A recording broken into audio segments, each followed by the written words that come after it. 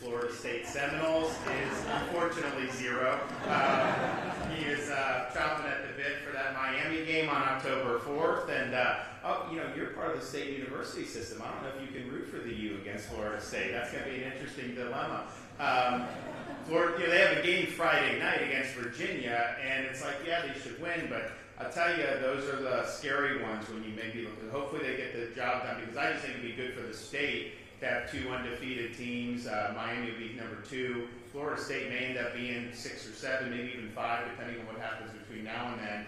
And we haven't had one of those in a long time, so we're looking forward to that. But we're also glad to be here at FIU. I look around, I'm like seeing some of these nice buildings. I'm like, okay, so that was the line item I approved in that budget 4 years ago.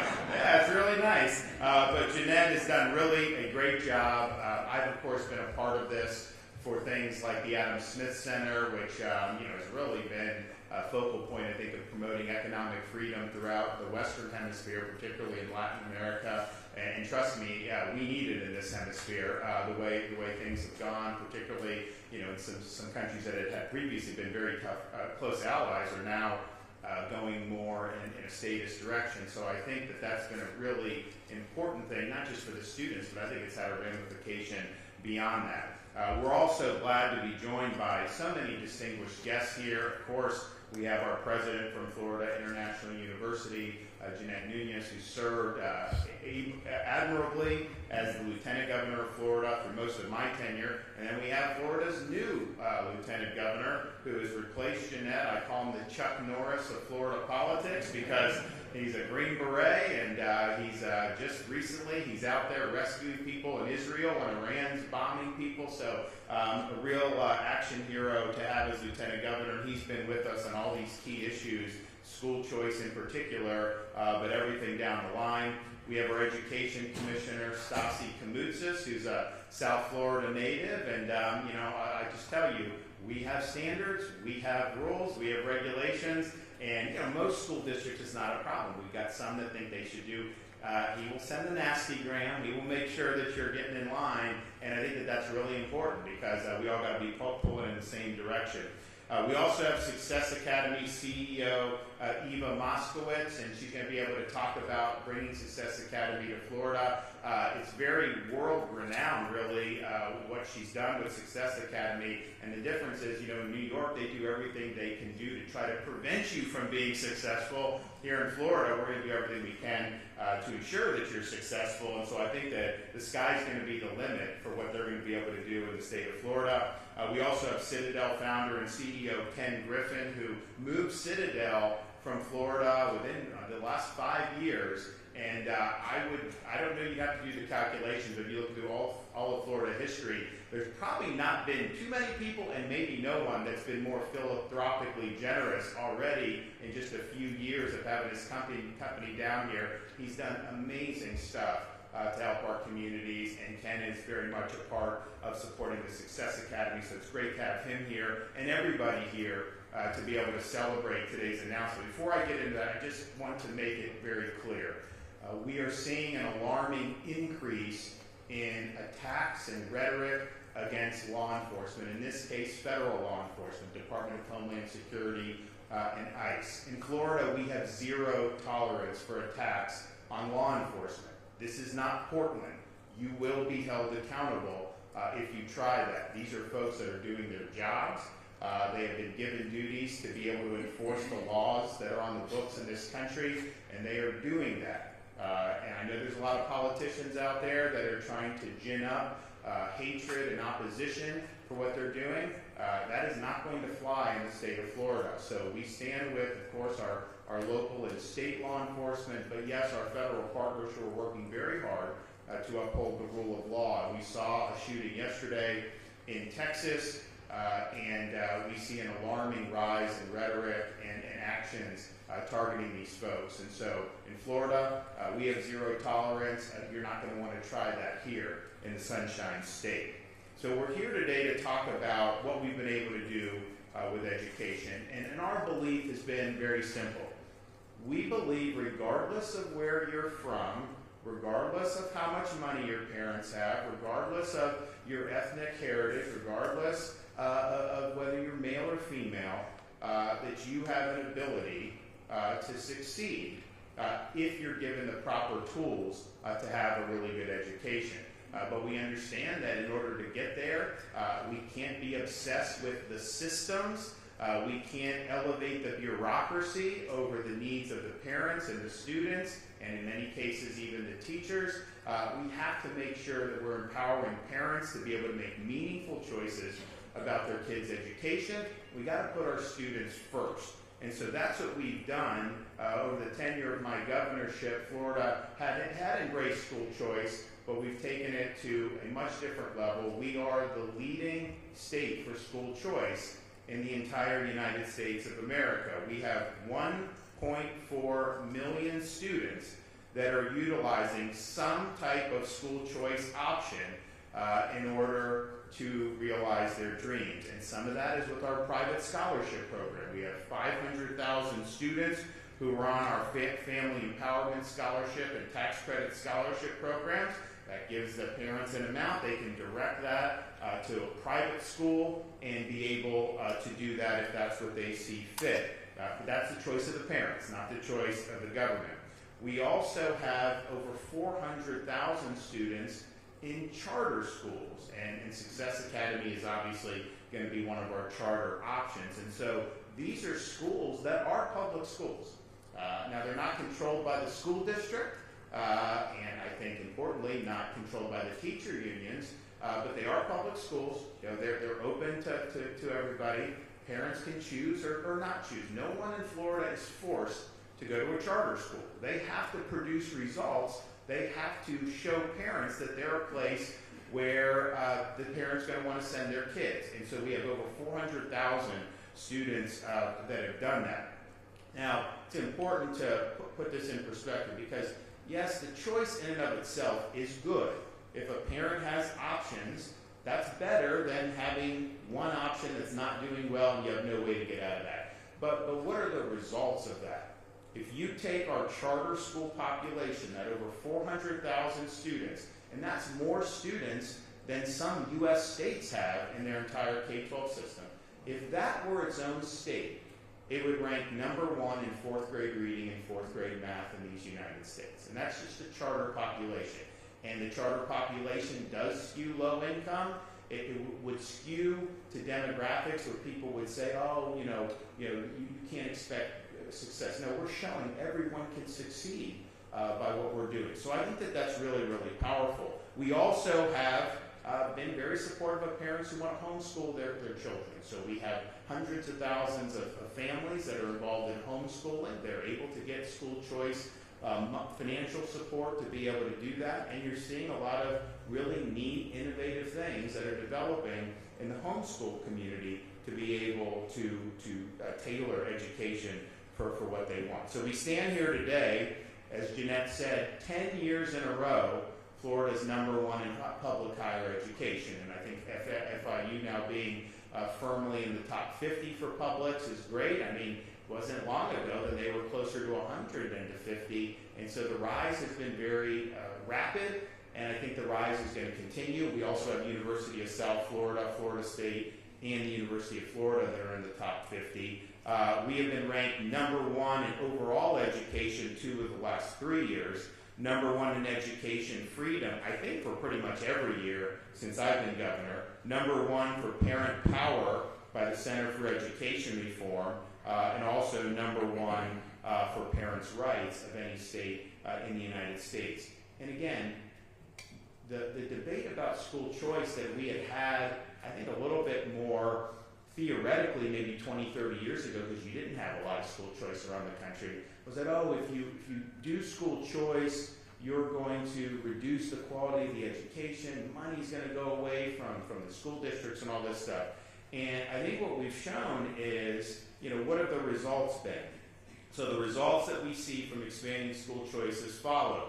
Last year, 71% of Florida schools earned an A or a B grade. That's up from 64% the year before.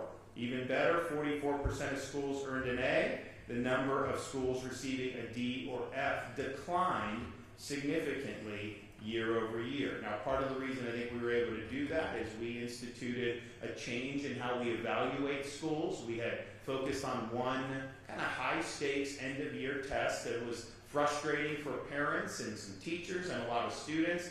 It also just practically happening at the end of the year. If you needed remediation, well, the kids are on summer vacation, and so how are you able to remediate? So we replaced that one end-of-year test with progress monitoring. That progress monitoring is periodic throughout the course of the year. It gives an ability for teachers and parents and the school to be able to rectify poor performance, and we've seen a huge increase in performance as the school year has gone on as a result of our progress monitoring. Finally, before we talk about Success Academy, I'm really proud that we've led the way on reinvigorating American civics as something that's really important for our students. We started and the philosophy behind it is simple. You're going to have people graduate from our K-12 system who will want to go to college and go into business or go into college and be a doctor. Some will just maybe be entrepreneurs and not even go to college. Some will go into trades. People are going to pursue a wide variety of paths. But every single person that we send out of this K-12 system of ours is going to be called upon to exercise the duties of being an American citizen. And it's incumbent upon us to ensure they're not just a blank slate when they get out of here, that they actually have a foundation to understand what are the principles that have made America unique, what does it mean to be in America, why have people fought and died defending this country. And if we're doing that, then we're doing our part so that they can go out and make the most of this really unique opportunity to be a citizen of this republic. And some will want to get involved in civic affairs. Maybe some will just be diligent about voting every election. Maybe some people get involved in their local community. But having that foundation, I think, is really important. So we have a Civic Seal of Excellence program for teachers, because we can sit there and tell you, you need to read Federalist number 10, you need to read the debate at the Federal Convention, you need to read all this stuff, and that's fine, but you have to have teachers that are passionate about it, but then have a solid understanding. So our program gives them a $3,000 bonus if they go through the program, 50 hours, we've got great scholars from around the country talking about all the influences that went into the founding of the United States of America, and the people that go through that, they're blown away by all this stuff, because in a lot of universities around this country, that's not what they're focused on.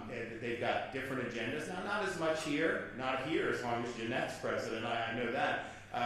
We want to focus on things that really matter and things that are enduring and really pursue truth. That's not how it's gone. So that's been hugely successful. And we now have the most robust speech and debate initiative of all 50 states. Every school district in Florida is a part of our speech and debate initiative. I think we have the championships in the spring that we'll do again.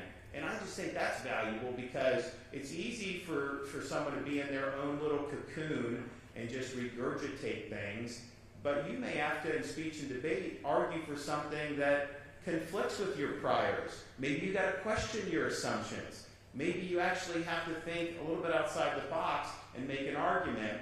And in an era where so many people are on smartphones and stuff, to be able to stand up and express yourself and articulate a position, I think is really important. So we're proud of what we've done there. So today, I think it's really monumental for our state.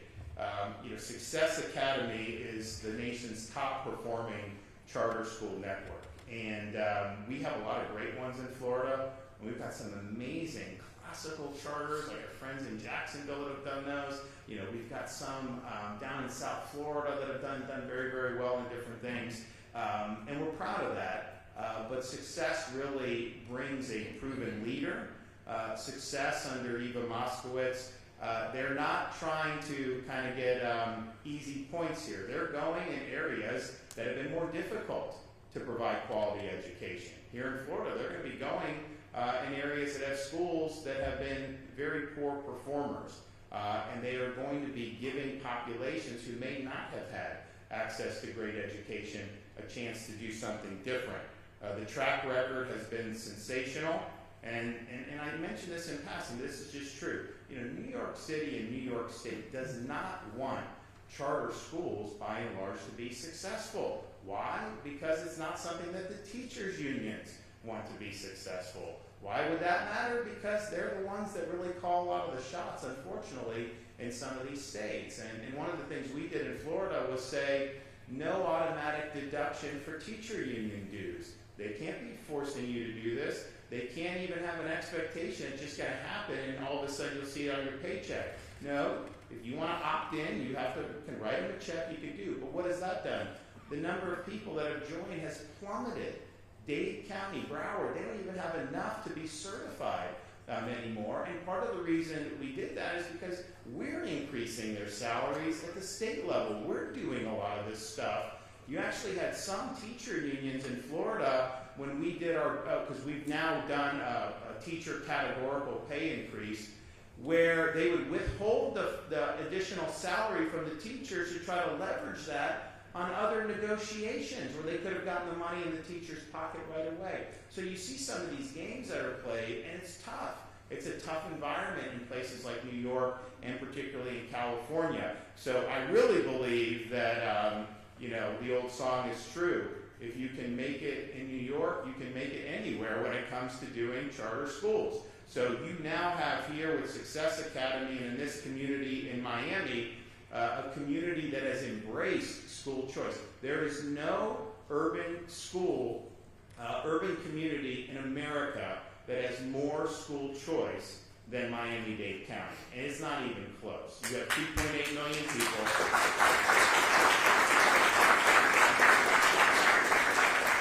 2.8 million people, and I think it's over 70% of students attend a school other than the neighborhood school where they would traditionally be zoned to go to. And that's all parental empowerment, that's all parental choice. Now with Success Academy, you're going to have launched a entirely new venture for Florida, an operator that has great success and really has high standards. But what I saw, because I went up there and met with Eva like years ago when I was first governor, and what you see is a belief that all these kids have potential. All these kids can do well. Different kids may need different tools. Not every family is offering the same levels of support across every part of our country, but people, they can succeed. And there's a belief in that, and the belief is, and the goal is to, let's get these kids to maximize their potential. So I'm excited. I know we had to work hard kind of in the extra innings of the legislative session, and we're going back and forth, and we got it done because I knew it was important, and so we were happy to lean in on that. So we're going to hear from some of our speakers. So we're going to start with our Lieutenant Governor, Jay Collins. If you want to come up here, he's a 23-year Green Beret, was an outstanding state senator. This is interesting. He lost his leg after 18 years of service, and rather than retire, he became the first person in the history of the Army to re-qualify as a special operator Green Beret on a prosthetic limb. You want to try that? Probably not very easy. And he's hit the ground running as Lieutenant Governor and has been a real champion for educational choice in Florida. Jay?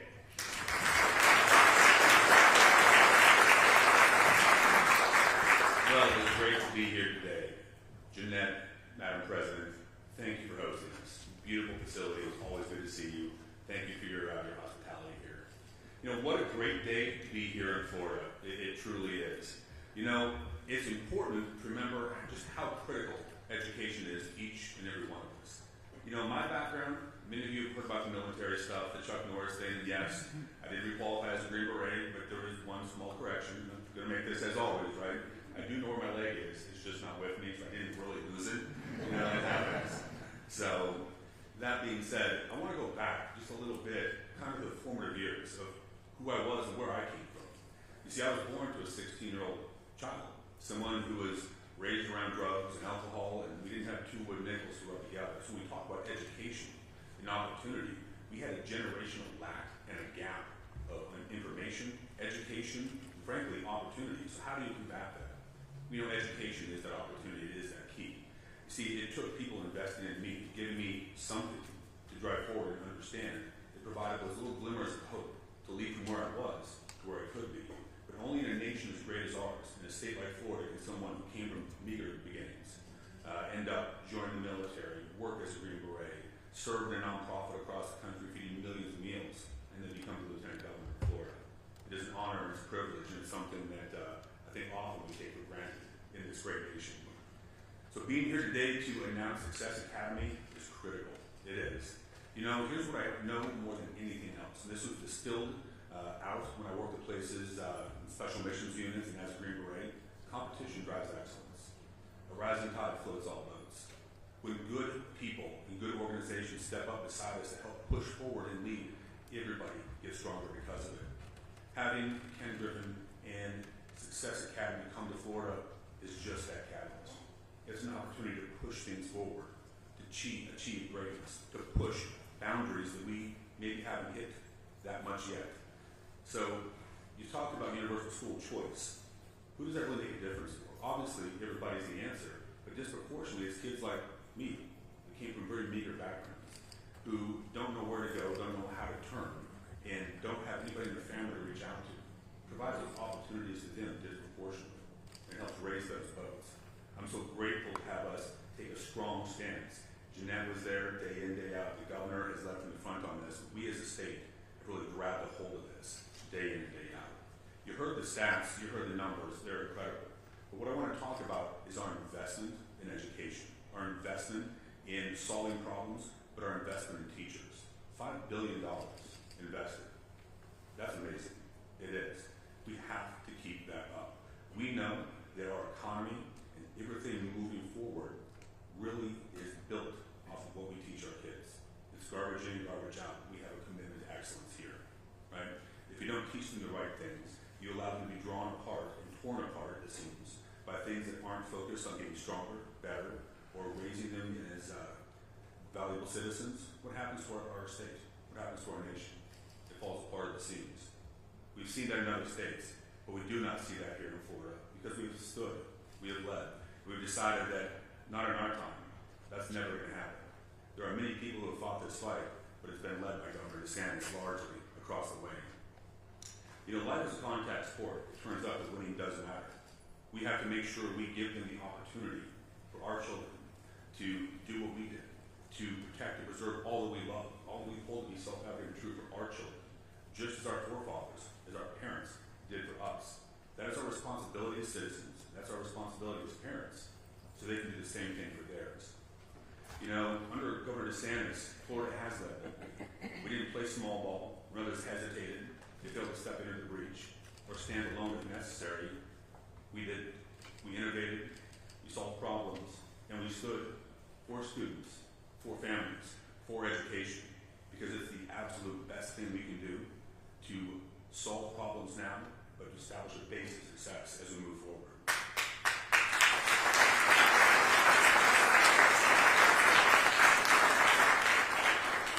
So I want to leave you with this. You know, where I come from, the military, is something that I talk about every day. My wife's probably going to whack me with a shoe or something later for saying this again. Excellence is a choice. It truly is. It is a choice. We are what we repeatedly do. Excellence then is not an act, but a habit. Not Aristotle. Let's distill it down to a choice. We can aim to set the bar low, or we can aim for greatness, for excellence in all that we do. Bringing in partners like Ken, like Success Academy, that is exactly what drives us towards greatness, towards excellence. I don't know about you, but more than anything else, I will never fail as a dad and as a husband. I want the American dream for my children just like you do yours, but I want so much more. Our nation depends on strong, focused education and people like us stepping up and standing up. And we're excited to have you here. We're excited to see what's going to happen. We're excited to see how far we can push education forward. Thank you. God bless you.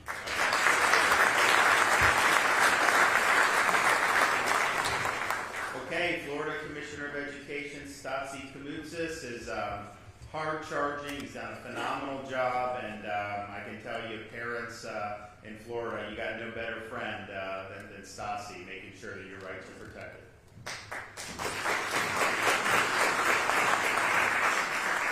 Well, good morning, Miami. It's great to be home.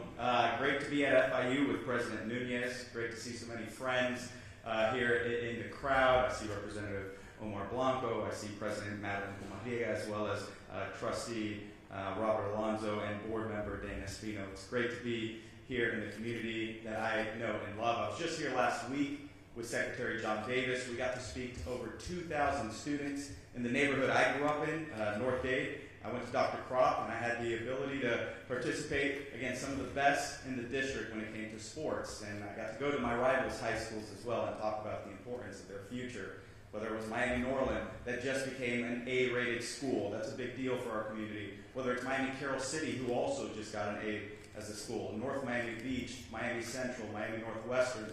It was great to visit with these students and see how much greater the quality of educators and administration is in the public school system because of charter schools, because of the competition that is now taking place. And Governor, I thank you for leading on that. I know firsthand just the challenges and opportunities that we deal with as folks here in Miami. My mother was a single mother of 3 kids.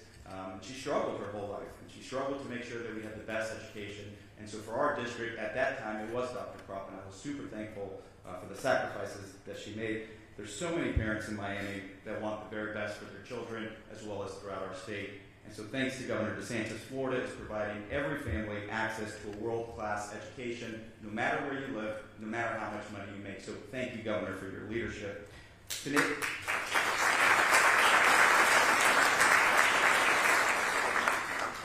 Today's announcement expands educational opportunities for Florida students, but especially those most in need, by adding another high-performing option to our state's public education system. We are proud to welcome Success Academy under the leadership of Eva Moskowitz, and I want to thank you, Ken Griffin, for your investments as well to make sure that students that are often overlooked are prioritized in this state, where they're able, through Success Academy, to help raise the bar for academic excellence in these communities. Success Academy brings a nationally recognized record of academic achievement and school improvement.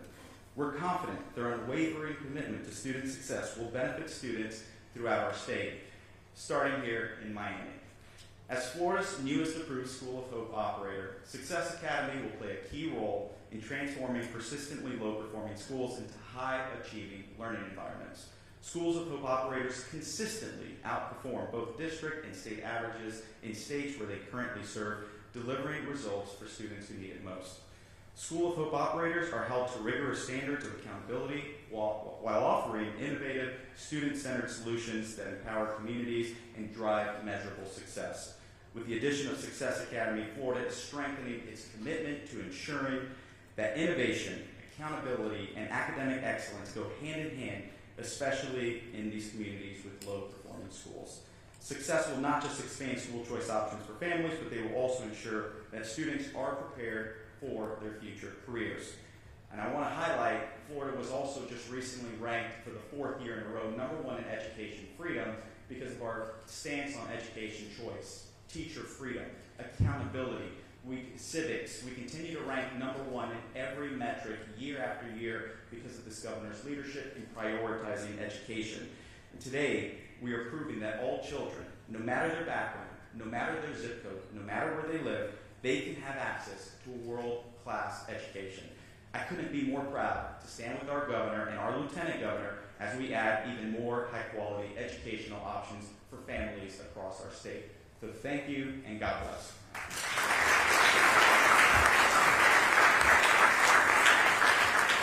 One of the things that we've done since I've been governor is to say, pay teachers more. And I agree, but the problem is like you send more money to school districts, they don't have to spend it on teachers. And a lot of times bureaucracies grow. So we created a categorical in the budget and it's now $1.35 billion, 1.38. It only can be spent on teacher salaries, but we include the charter schools in those public schools. And so we've been able to help our charter schools teachers get pay increases. And look, you're not getting rich being a teacher, but like in Miami, it's a high cost of everything. It helps, and so we're going to be committed to continuing to do that. So you can anticipate us rolling out an even larger teacher categorical for next year, and that announcement will be forthcoming. Pleased to bring up the CEO of Success Academy, and they have had an enormous amount of success in New York City under a lot of obstacles that get thrown their way. And we had discussed coming down to Florida many, many years ago. Things kind of work out, and I think we've created now an environment where it makes sense for them to come. And I think Miami's just the beginning. I think where there's needs around the state, I think you're going to see Success Academy make a big, big difference. And so while we're here today, I'm excited about what it means to this community. I guarantee you there's going to be other places around the state of Florida where you're going to see success in the years to come. So come on up.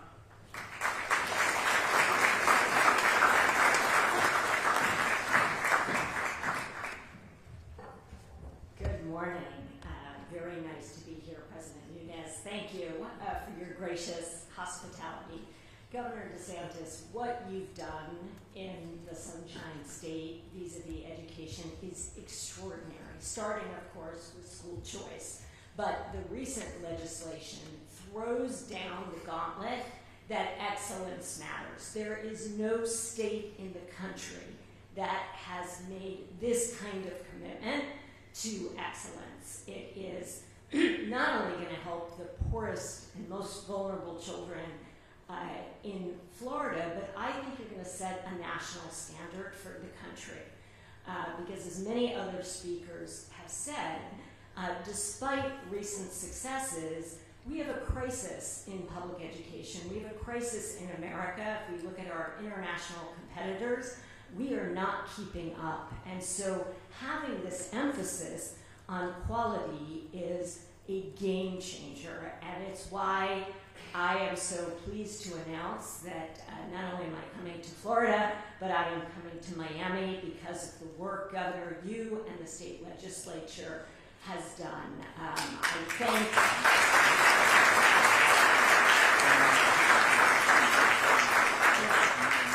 I'm so excited to work with other Miami educators, business and civic leaders, and a diverse set of community leaders here in Miami. It's a little emotional. I have been fighting, as the governor said, in a blue state. I'm not used to being welcomed. I'm not used to people liking high standards. It's a little new for me.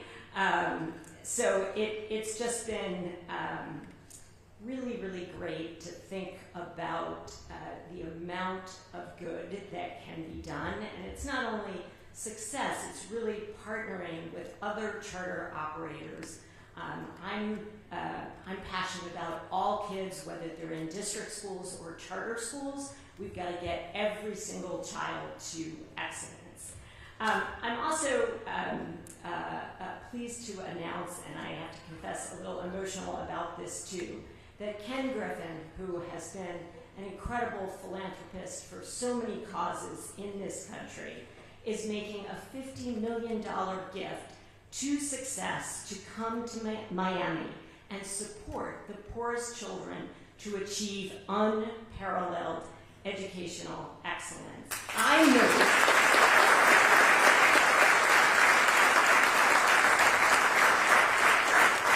am extraordinarily moved by this, and I hope others are as well. It's really hard to capture in words the magnitude and the meaning of such an unprecedented gift. It is transformative to commit to our most vulnerable children and the American dream. Please join me in thanking Ken.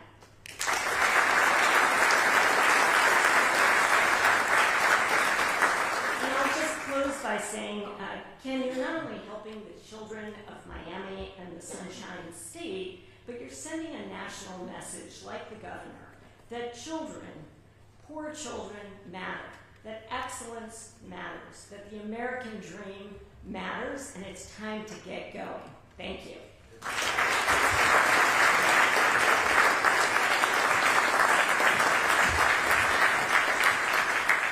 Well, we're excited to have Eva in Success Academy, and I think the sky's the limit. As she mentioned, Ken Griffin has put up $50 million to help with this, and obviously, the state, we're involved in the charter schools. That's going to have an enormous impact. But that is not the only $50+ million donation Ken has made in Florida in recent years. He's been incredibly generous. He's one of the top financial whizzes that we've had in the modern history of our country. He's built an incredibly successful company. I tried to get some stock tips out of him on the way over here, but he's a guy who watches a lot of stuff, but has had an enormous amount of success because of America, starting his own business and doing it. But I think that his passion to help others, particularly with education, has really been unparalleled. And so when he moved the company down here a few years ago, yes, look, these are high-paying jobs. They contribute to the economy. But I will tell you, the philanthropic impact that he's had just in the last 4 or 5 years has been incredible. So this is another example of that. And I would, if I were a betting man, I would say it's certainly not the last example of Ken Griffin's really significant philanthropy. So come on up, Ken. We'd love to hear from you.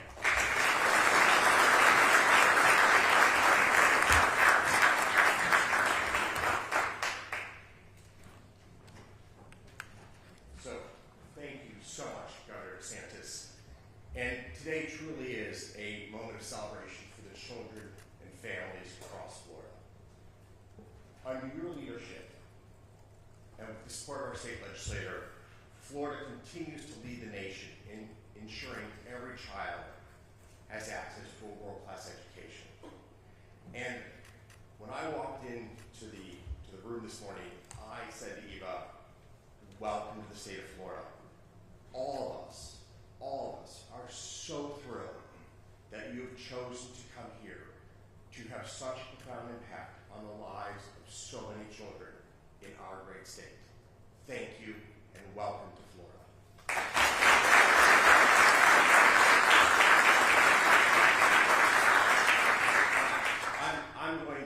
I'm going to brag for Eva for just a moment, because I must give you credit for being humble all the time.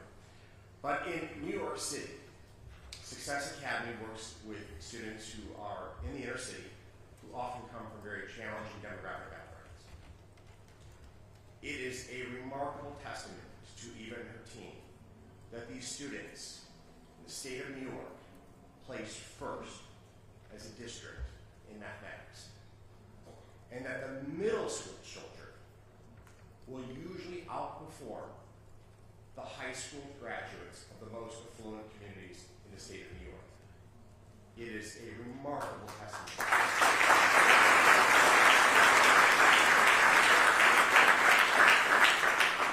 to your leadership and to your team's commitment. Now, I walked the halls of success. I have spoken with the students.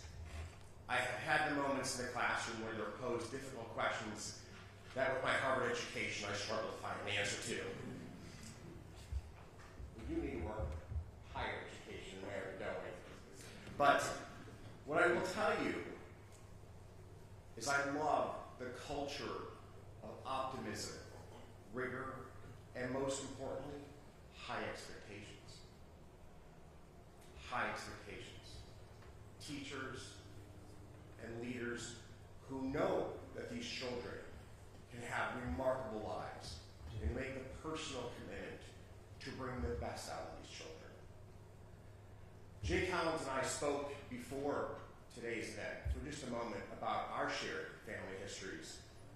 Jay grew up in a family with little, and I was very fortunate that I grew up in a family with some means, but my grandmother grew up in a house with no running water, like Jay did. And for Christmas, she had an orange. And like Jay and like the governor, we all firmly believe that education truly is the on-ramp to the American dream. So Governor, with your leadership, Eva, with the gift and commitment of your team, we will pave the road for tens of thousands of students here in Florida to join all of us in living the American dream. Thank you so much.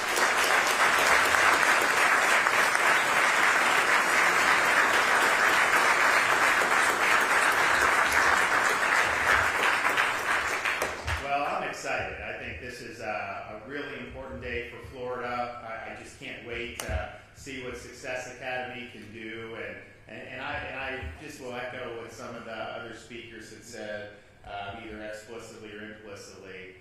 We believe that kids from all walks of life have the potential to succeed, And Eva Moskowitz believes in setting those standards very high and working to make them reach their full potential, and she has a model that works. So we're already number one for charter schools in those categories, but I have no doubt that success is going to put us up even more. So thanks everyone for being here. I can take a couple questions before we leave. Yes, ma'am. Thank you for taking our question from Civics. My name is hoping you can clarify, is Success Academy going to be creating new schools or going into existing schools, underperforming schools, and then transforming schools? And then based on the answer, do you know where the new schools would be or what schools they would be taking over? So they will be doing, potentially a combination, right? I mean, certainly new schools.